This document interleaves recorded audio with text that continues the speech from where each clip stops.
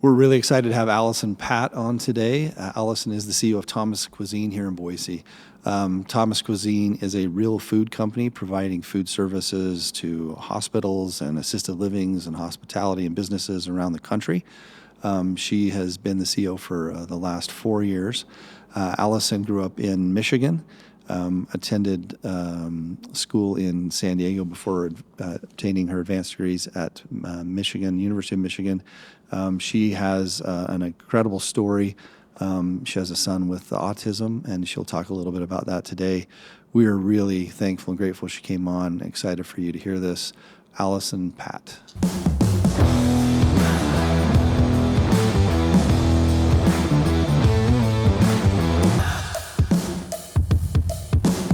Allison, welcome to the podcast. Well, thank you. I'm so glad to be here. This will be fun. Be fun to get caught up. Well, I'll read a little bio before we start so everyone will kind of know, but your current role now is as the CEO of Thomas Cuisine. That's right. Here in the Valley. And you are you're serving in a lot of different ways already. So thank you for coming on. We wanted to get to know you better and understand a little bit more about your business and appreciate it. Well, tell us a little bit about growing up. I read your bio a little bit, but you've got a great past and a lot of experience that brings you to Boise. Yeah. So starting at the beginning, I was actually born in Arkansas. I haven't been back since I was 6 months old, so that's on the docket to return. But I grew up with a family that moved quite a bit. So my dad, based on jobs and continuing to progress in his career, every couple years we moved. So I lived in Arkansas, Indiana, Illinois, Connecticut, Michigan. And I actually think looking back, that was a really positive thing. You kind of learn to be adaptable as a kid who moves a lot. But we landed in the greater Detroit area, and that's where I went to, most of my schooling was done there, high school. And by the end of high school, I just wanted as far away from Michigan as I could get, right? I was just ready for a new adventure. So moved out to California. I went to college and got my undergrad at Point Loma Nazarene University in San Diego. I'm pretty sure the reason I did that is they walked me into the freshman dorm and you saw the ocean from the window. Isn't that funny? How weather drives our decisions. Yes, I had a very right. similar, when I interviewed for residency, I got snowed in Pittsburgh, and it was one of the top programs for emergency medicine, and spent a week there because we couldn't get out, and it was just miserable, snowy and horrible, and it was a great program, and we did a lot of really cool things. But my next one was in Tucson, and we landed, and the residents picked us up, and most of them were on bikes, and it was 80 degrees in the middle of the winter, and I'm like, It's a great sales pitch. This is Yeah. I tell my residency director that anyway. But that's So you saw the ocean, and that was it. That was it. I was in. So that's where I ended up doing my undergrad, and life has a funny way of bringing you back where you started. So, I guess it would be about 12 years later, I ended up back in Michigan with my family. And now here in Boise, which has just been a wonderful What brought spot. you to Boise? The job. Okay. So if I go a little bit more into depth, when I was in California, after college, I was working in high-end hospitality. I just loved hotels and resorts and just what kind of made those operations tick. You work a million hours. You don't make a lot of money, but it was really fun, and that's where I met my husband. We had our first child when we were out in San Diego. And at, just about a year and a half, he was diagnosed with nonverbal autism. Okay. First-time parents, we didn't even know we were missing milestones. It was kind of a tricky process. But I remember getting that diagnosis, and our doctor said, listen, like 90% of couples don't get through this together. This is a really tough diagnosis. So if you want to do this as a family, you're going to have to make some changes. You're going to have to figure this out together. And at the time, I was sort of taken aback by that, but it was actually a real blessing that doctor told us that. So we packed up, we moved back to Michigan, where I'm pretty sure in our wedding vows we said we wouldn't go back, but both of our families were there. So we just knew we needed a little bit more family support. That actually kind of launched this path for me into food management, which was new. It wasn't quite hospitality in the way I understood it. But I ended up working for a wonderful company that was all about food in corporate settings. So bringing kind of meal programs to headquarters and acting almost as a retention or recruiting lever for companies. In the midst of that, again, we had this personal journey going on, and we had tried every kind of therapy under the sun, equine therapy, occupational therapy, speech therapy, nothing was working. So while I was having all this wonderful personal success, in terms of my own career journey, home was really tough. And at some point in that journey, my husband had said, I feel like we got to think about food a little differently in our house. We both had been in the food space, but our child was eating, I think, 4 foods at that time, all kind of processed food that sort of worked sensory-wise. And how old was he then? Gosh, he would have been, about 6. Okay. And no communication, no eye contact, no potty training, just really kind of locked. So we went down this path of getting rid of all the processed food in our house, really making food, sitting down for mealtime, scratch cooking everything, eating fruits and vegetables and lean proteins and all that. And at first, it just seemed crazy. It was so overwhelming to do that. But within a few months, he made eye contact. And then he started playing with his brother. And then he said, Mama. And we were like, okay, wait. It's been here all along. Like, the answer was here, and we were missing it.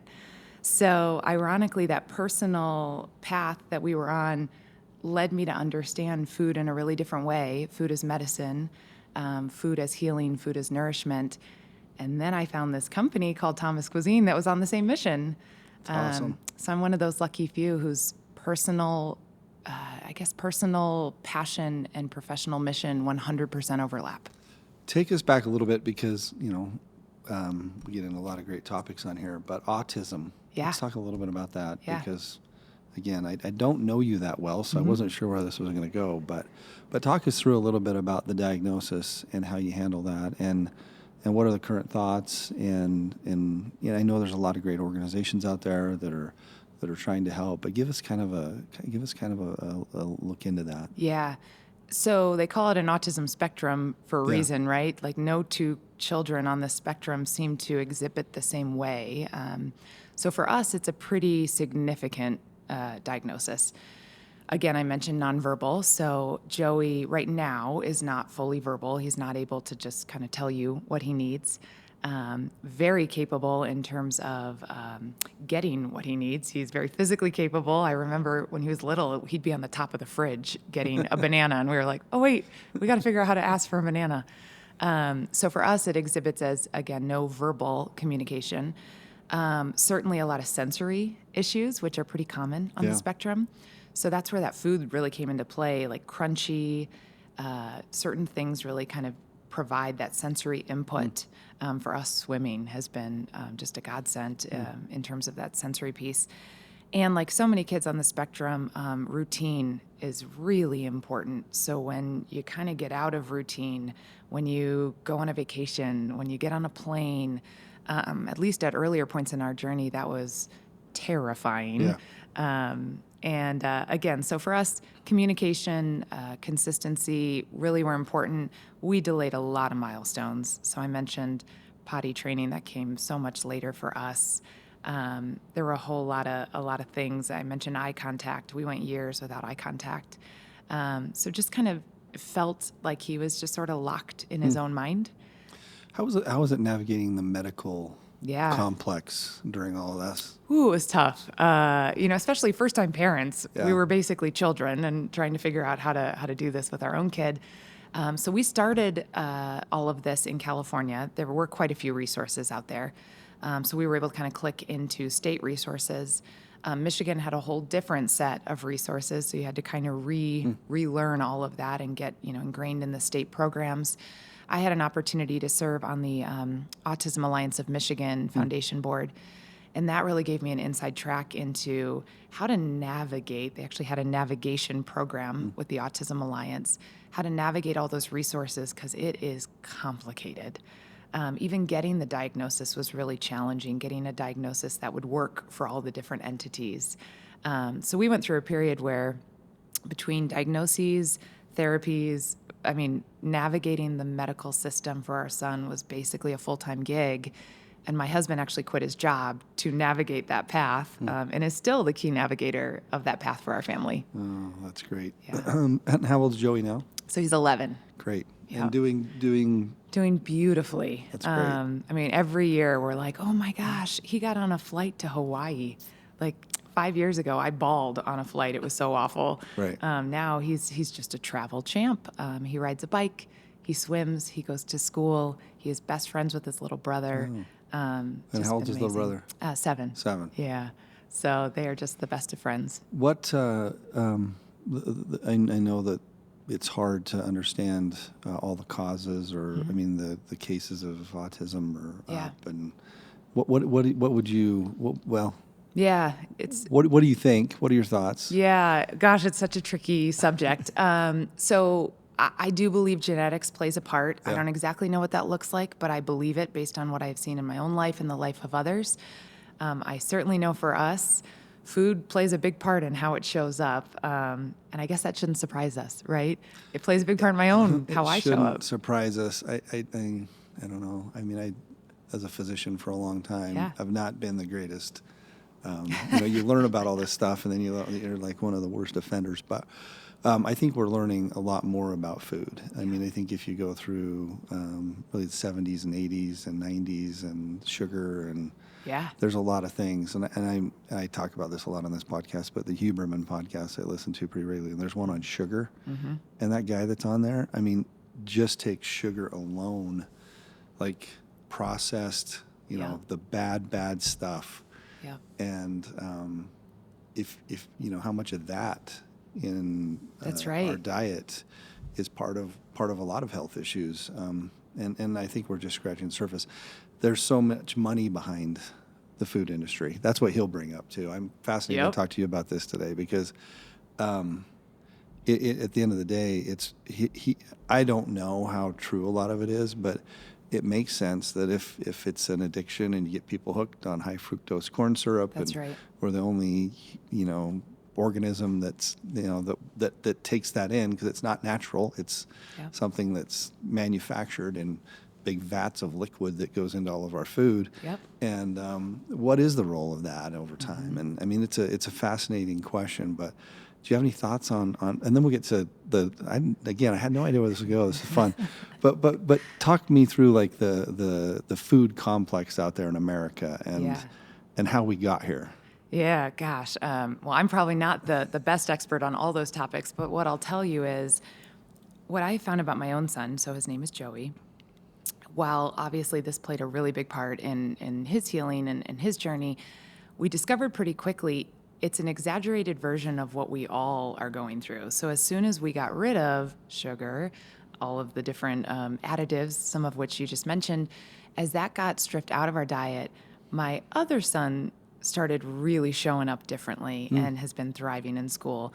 My husband really suddenly had this beautiful kind of health rebound. My own health and energy really shifted. So I think we all had this pretty interesting perspective. It's not just about Joey. It really was about all of us. And as a family, and my guess is you didn't eat horribly. Like, no. I think you just had, like most American families, a lot of processed food. Because that's right.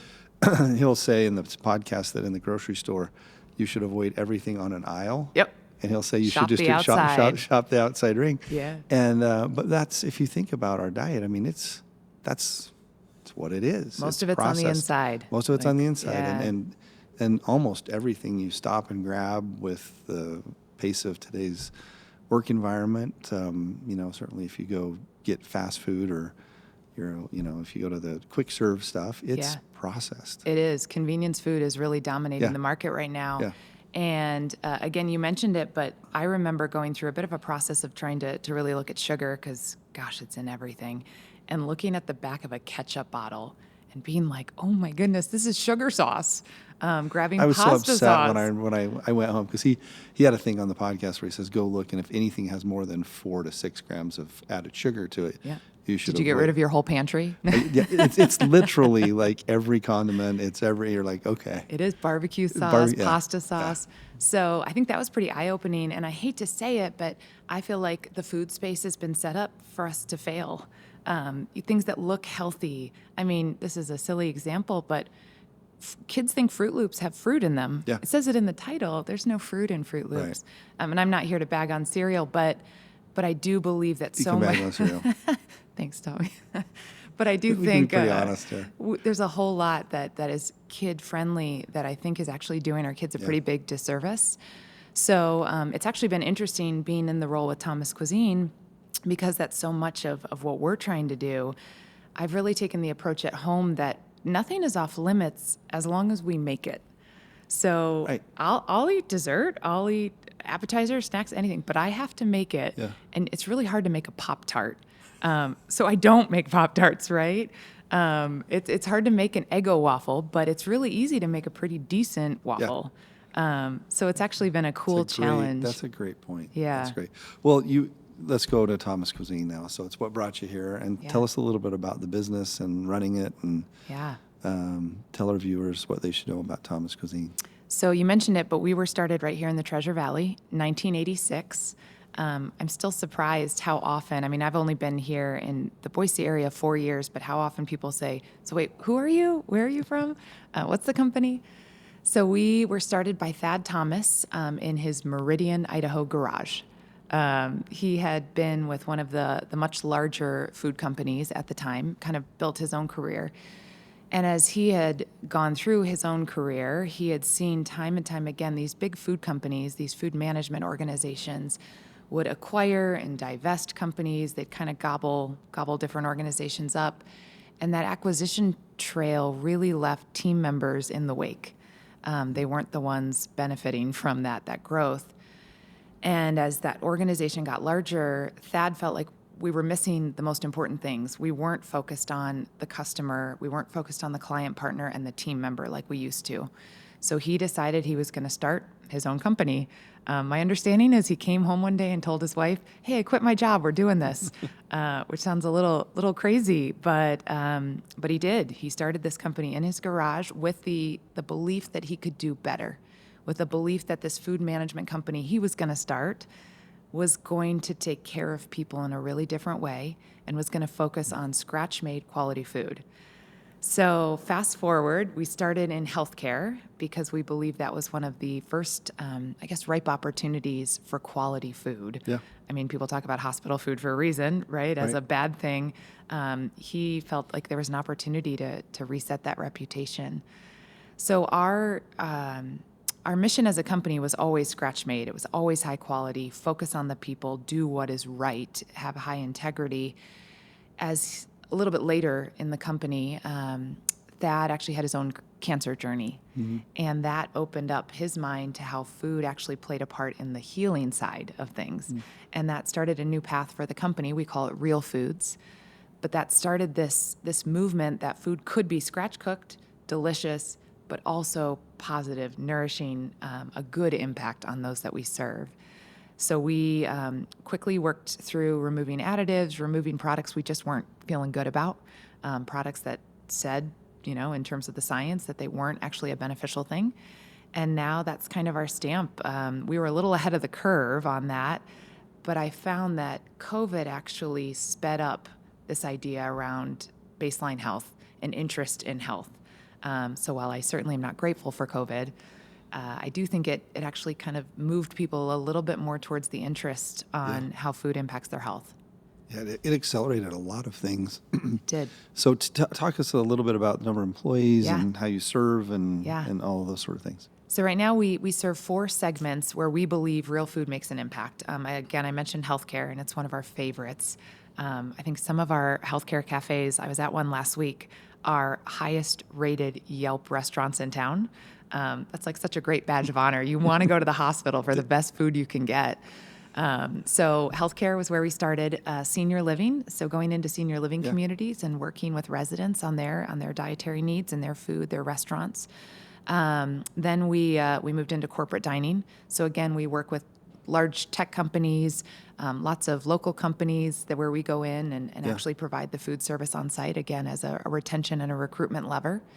Also a productivity lever. Talk about food as productivity. We know a little bit about that just because of so many office buildings we've done. That's right.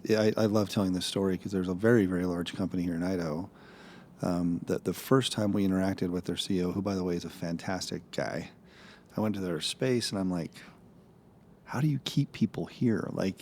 It was these little cubicles that were like 6 feet tall and they were jammed together in dark space. But he was a dynamic, wonderful leader, and people follow people. And I'm like, man, the fact that you're doing this here, someday we should do a building for you. And when they did their building, they put a cafeteria in. And it was interesting to watch the metamorphosis of the CEO from, hey, I'm going to treat my people really well and they're going to love me, to I have to recruit and retain people. That's right. And the way I do that is through, space that really speaks to our employees and a cafeteria. And then what's happened, especially in Utah, we did a lot of buildings down there where there's a lot of bigger tech companies. You look at those numbers, like for Vivint, they have an indoor cafeteria. Yep. Sensi did one here. But it completely changes the dynamic of work. It does. And the productivity of work. And so I think a lot more are investing in those. They're expensive to run. They are. I mean, it's not for the faint of heart, because I think the productivity is there, but how do you tie those metrics of productivity to what you're going to have to spend to make it work? But it's a powerful tool if you do it right. It's a powerful tool if you do it right. And I know a lot of companies will also, they'll serve really great, delicious, nutritious food during the day so people don't want to leave and they're more productive. But then they also have the take-home meals at night. Yes. So, as I'm something leaving, good at I'm home. going to have a family of 4. I'm going to grab food. That's right. And I would say on that, I think Google was actually the one who coined the idea of casual collisions. They found that by creating these really inviting spaces around dining, people were having these conversations that they weren't having in a boardroom. They weren't having in an office, and some of their best ideas happened around kitchen tables, dining tables. So we believe in the power of that, and thankfully a lot of our What are some of your partners biggest do. companies you service on the corporate side? Yeah, so locally we are so blessed to work with Simplot. We work with Blue Cross of Idaho, just a lot of incredible partners here, Treasure Valley Hospital. We have a tremendous footprint in Salt Lake City, so that's probably our largest around our corporate partnerships. A lot of big corporations down there. A lot of big. Yeah. Some of our most innovative dining programs are actually coming out of Salt Lake City. But as a company, we're in about 15 states now, primarily the western half of the U.S. Since we started here, we kind of just grew outward state by state. And we've really put an emphasis on geographic density. We get asked all the time, hey, can you come out to Pennsylvania? Can you do Maine? The time will come, but for now, we love this notion of growing where we are, staying really planted and rooted. And again, offering our team members more growth opportunities. Probably for quality control, there's a whole bunch of probably really smart business decisions to make that happen. So you stay true to what you're trying to do, right? That's right. And then our newest area that we serve is private schools. So again, as a mom, just somebody who believes in starting that journey early, really introducing kids to great food and also how to cook early.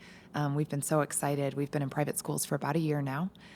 So that is our newest. And we currently have about 1,600 team members across those states, a nice core here in what we call our home office. But we're pretty diverse and pretty distributed across all of those 15 states. That's great. Where do you see food? Where do you see it going in the next 10 years? Yeah. Oh, it's a loaded question. I would say there is a little bit of this renaissance, this coming back to, where's my food from? Let's keep it simple.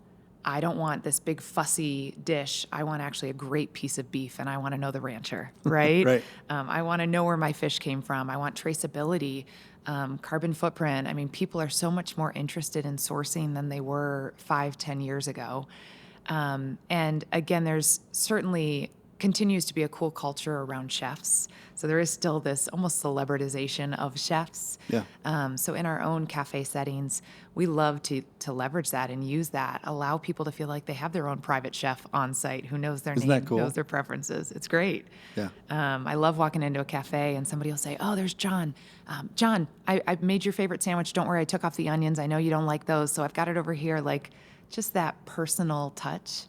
I think is going to continue to be really important for us. And then certainly Plant Forward isn't going away. There is still this movement where a lot of folks are wanting more on the plant side. We love having options for all dietary. We love making sure people can eat great food. Man, I tried that hard, Allison. I had really bad heart issues. Okay. So it was like 4 years ago now. And I met with a dietitian right after, and I was determined, right? Because you can reverse Yep. some of the stuff. It sounds dramatic, but you can absolutely reverse coronary artery disease if you become a vegan. So I tried. How'd that go?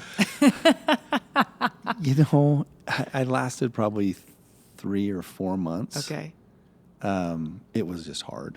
It's hard because it's so different. And then the funny part of the story is once I found out Oreos were vegan.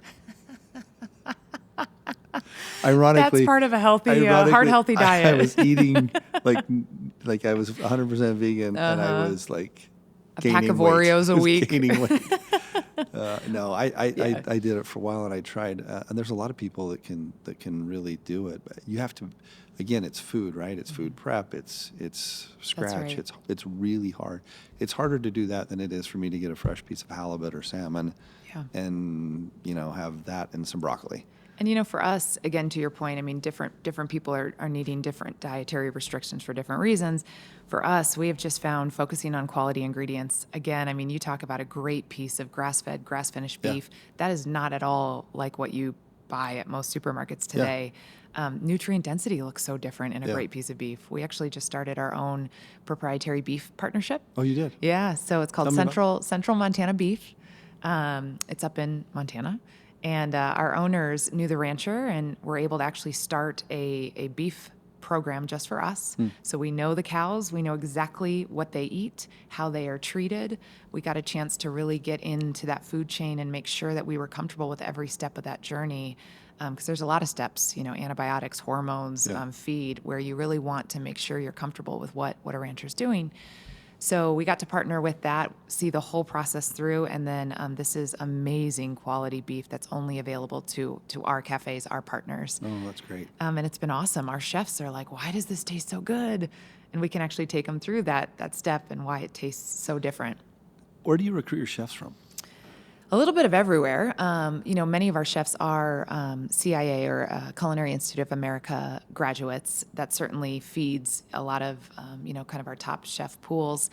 But interestingly, great chefs know great chefs. So we find as soon as you get a nice core, the referrals that come out of that are pretty exciting. I'll also say the environments that we serve in are very attractive to somebody who's a little burned out from the restaurant life. If you are a great chef, but you have a family, it's not super conducive. Again, I worked in that world for a while. It's crazy nights. It's 7 days a week. We say, well, why don't you come in and work in one of our corporate settings? It's 5 days a week. Oh, by the way, you're home for dinner. And you have a lot of flexibility, a lot of freedom. You can be an entrepreneurial chef, but in a very different environment with a very different customer base. So it's actually a fairly easy recruit in many of the environments. Talk about, I know you're very involved with CWI. Yes. And I know culinary programs are important. Good food's important, but good people to prepare that food is as important. Yeah. How's that going, and where do you see the future of that? Yeah, so I think I've talked to Gordon 4 different times about I'm ready for a culinary program at CWI. One of these days we're going to get that going. But yes, I have... It comes up all the time, by the way. I know. I was chatting with some folks in the restaurant area downtown. I do believe we are ripe for that opportunity, and I believe it will come. Is there one in Idaho?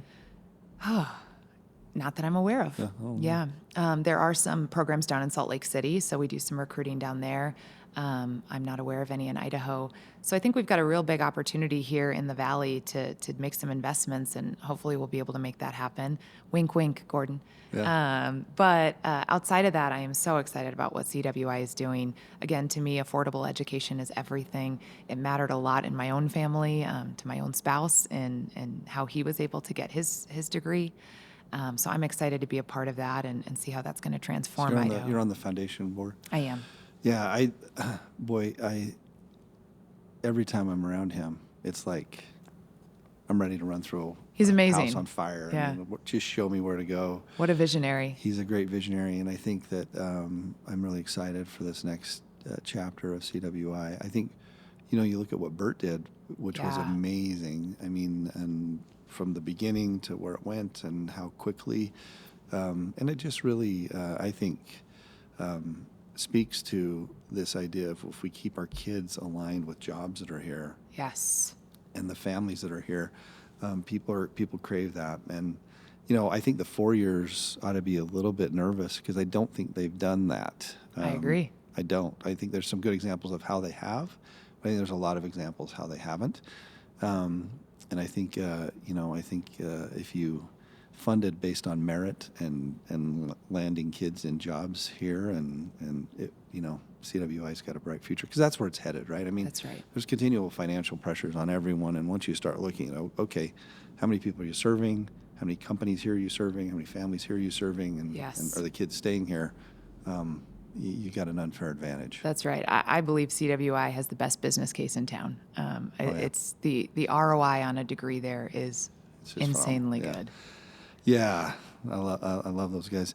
Talk to us a little bit about women in leadership. Yeah. I I am one. I know you are one.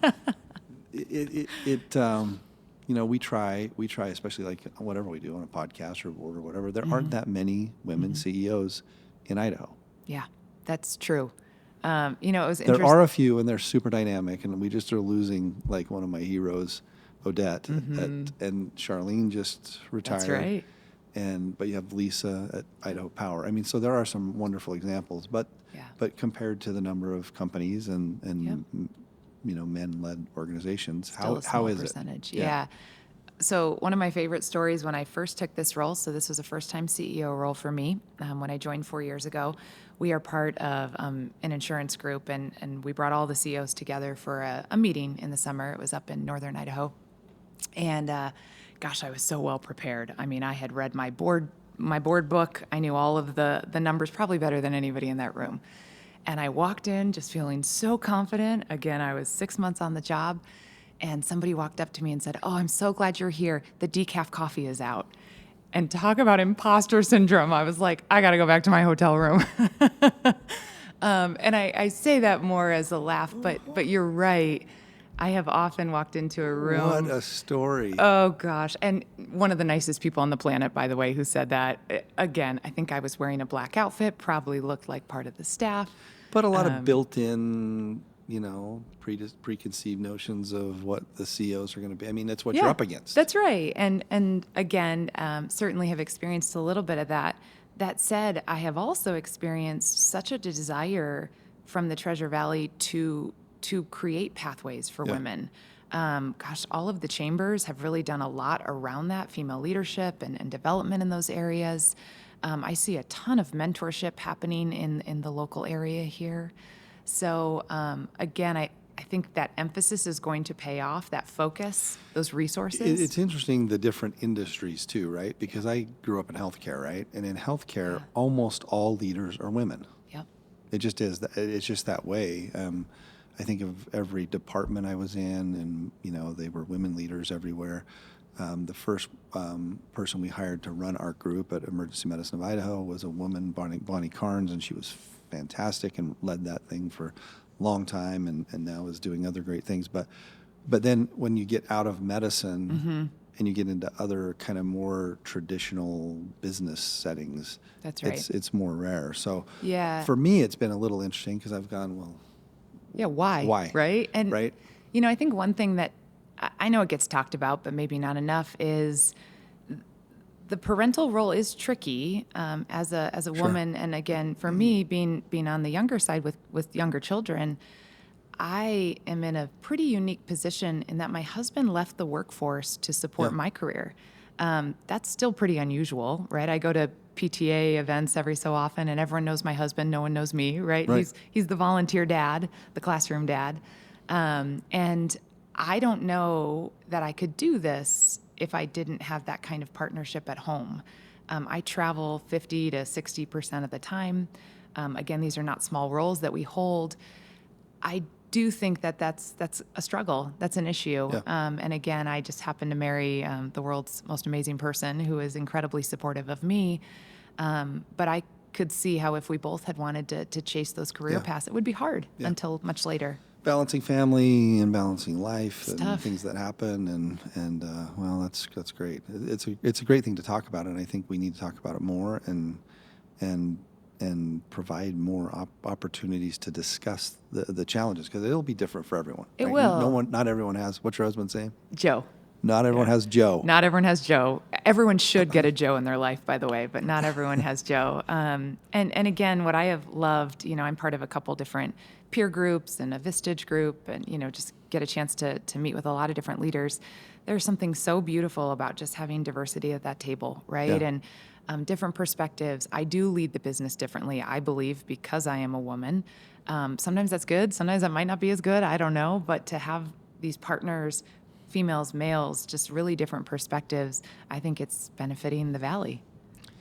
Well, I think, you talk about just leadership. Leadership's an interesting dynamic. Yeah. I seem to get asked a lot about, about leadership. And I think you go back to people follow people. Yes. And I think that there are different leadership styles. There are different ways to motivate people. But at the end of the day, are you authentic? Are you, I think, vision? Yeah. I think, clarity of communication and being able to put together plans and then motivate people, not just one day, but for a long time. Because these work settings we're in, it's not just one time, rah, rah, rah, here's our mission, vision, and values. That's right. Every day you come here, it's mission, vision, and values. That's hard. Yeah. So if you don't have those dynamic leaders that authentically care for people, and then I do think there are probably some differences that come, but not just between men and women, No. between lots of people, because everyone's got different personalities. And you'll be around. I've always enjoyed meeting people I don't know before and wondering, you have a notion about that person and how they lead. Yeah. And then when you really get to know them, you're like, oh, I get it. Like, there's a reason you're leading this organization, and it might be different than what I thought before I got to know you. But that's right. Leadership's important. Well, how important is mentorship on your side? Have you had any mentors in your life that have made a difference to you? So many. Actually, one of my greatest mentors was at my previous company. He's the one who actually brought me into that company. And just early on, invested in me in a way that probably didn't even make sense. I look back and think, why did he do that? But he took time to walk me through all of the dynamics of the organization to really break things down for me. He kicked open some doors for me, made sure I had a place at the table and a path at that organization that I'm pretty sure I wouldn't have had on my own, and continues to be a mentor to me. He has since retired, but he'll send me that text. We'll have a call. He's out in San Diego. We'll pretty regularly go out and have dinner or, lunch. Just somebody who really saw something in me, maybe before I saw it myself, and wanted to feed that, wanted to really help grow that and push me faster than I was ready. Thank you for sharing that. I beat on this drum probably too much, but I think my advice to anyone out there is find a mentor. Yeah. Because I think people like that too. I mean, I can only imagine this person you're talking about, but if you can help someone along the way and then see them succeed, I think it's one of the richest rewards of this thing we call business anyway, is watching others succeed around you. And I think people like doing it. I certainly have. I have my mentor still that I go to, and I cherish those lunches, and I ask questions, and how would you handle this, and what would you do differently here, and you never stop learning, and you never stop learning how to lead. And if you can find someone to help you, that's always a couple steps ahead. I think also surrounding yourself with people that don't think like you. On a board, in a company, you want to walk out of some of those meetings frustrated. You want someone to challenge you and say, are you sure you're thinking about this right? And if you don't have that, I don't think you're as good as a company or as an individual or growth if you don't have that. It's sometimes not easy, though. No, and I would say, whether it's a mentor, and you just brought this up, it's what came to mind to me. So often we get in these roles and people want to please, right? They want to, yes, ma'am, yes, sir. I love surrounding myself with other leaders, but also mentors and a spouse who is willing to tell me when I've got it wrong, when I'm missing something, when I have a block, when I probably have a blind spot that I'm not aware of. I've got people who will very kindly I hated when the first that. time someone told me about the number of blind spots I had. I think I'm up to like 39. Somebody asked me recently, so what are your triggers? It was a coach.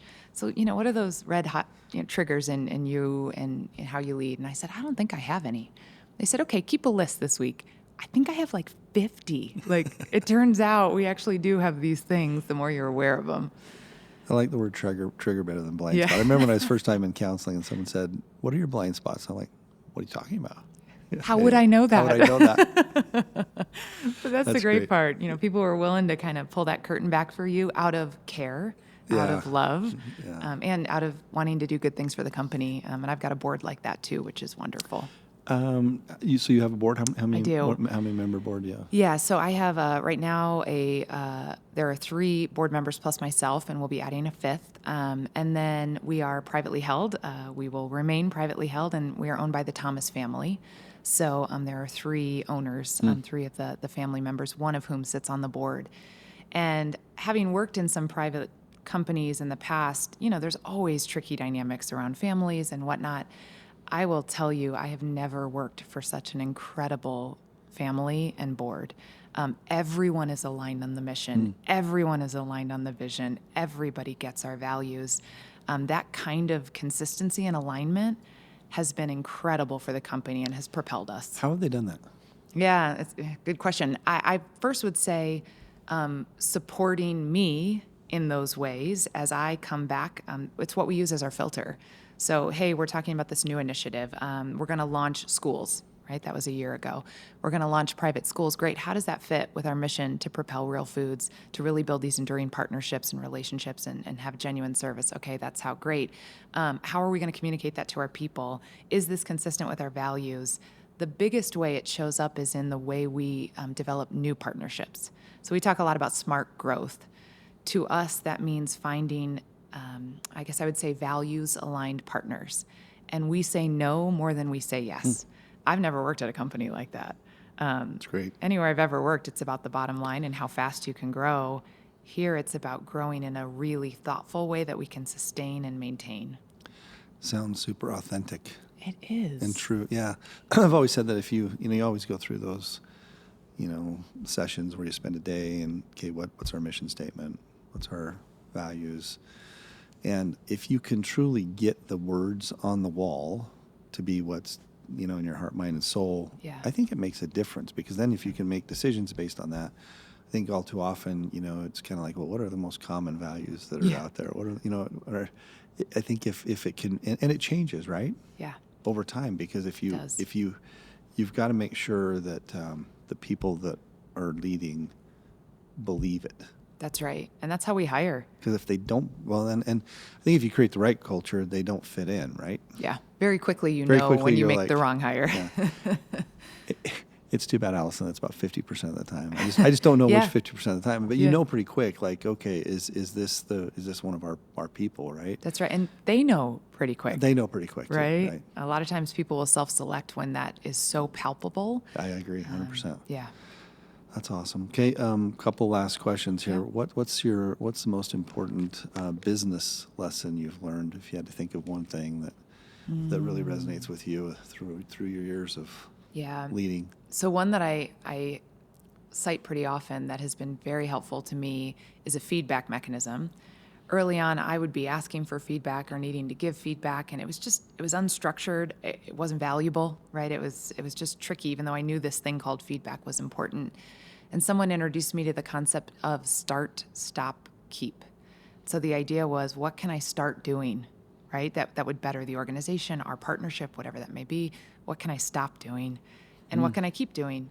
And I have found that framework to allow people so much freedom to actually give you the feedback. That's awesome. And so we do it 2 ways. There's right? a clip right there, Maddie, there's a clip for all. Just lock and load that baby. Start, stop, keep. Start, stop, keep. That. And you can even do it, I'm sensitive here, but do it in your own marriage and with your own kids, right?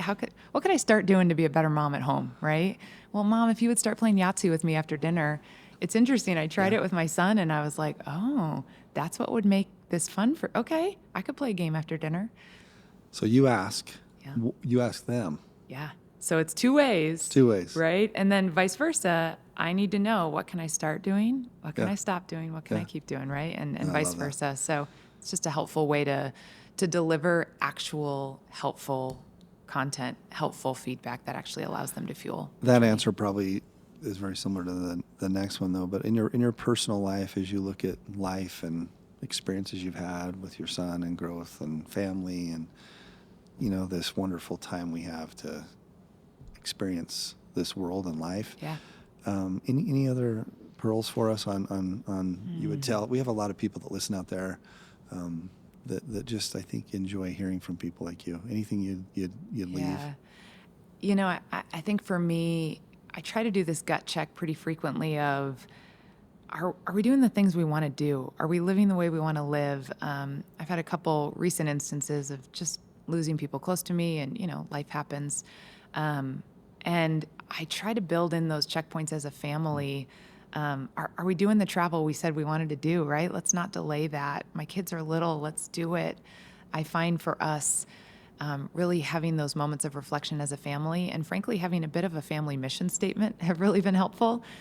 We have a mission statement around really doing some cool experiences as a family and going out and seeing the world, building that context for our kids.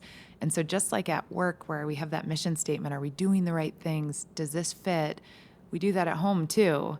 Is the way that we're scheduling fitting that mission and what we said we wanted to do as a family. I find if you don't take that time to sit back and reflect and make sure that we're on the path we want, 5 years goes by so fast. Oh, yeah. So I think for us, that's been really important. That is awesome. And I think, just to maybe add a little bit to that, for me, as I get older, these times of your life, like I think about where your kids are right now, they only last so long. And then the teenagers are coming up soon, and then they've got their pluses and minuses for sure, but they only last so long, right? Yeah. And then, so you've got to really take time, I think, to just enjoy. And that'll mean something different for everyone. Everyone's circumstances are different, but I think it's the simple little things. It's the simple joys of life, of those times that really ought to lock in and become part of who you are, because they don't last forever. Right. And then you got these great memories. The other thing I would say is, seems like things that become traditions during those, if I had any regrets or looking back, I think the more repetition in things that you love doing as a family, or you love doing, those things become what you remember. Yeah, right? That's right. They just become part of who you are. Oh, yeah. Yahtzee or right? or Moab those travels. or whatever it is. Yeah. Right? And, for us, when everything happened, years back and Joey's diagnosis, we knew our path wasn't going to be what we thought it was going to be, right? Yeah. But being a little flexible with that too, and enjoying that journey and realizing like it could actually be better. Yeah. I think, mindset's everything. And for us, there's been so much joy in this journey. And I think sometimes we miss that. No.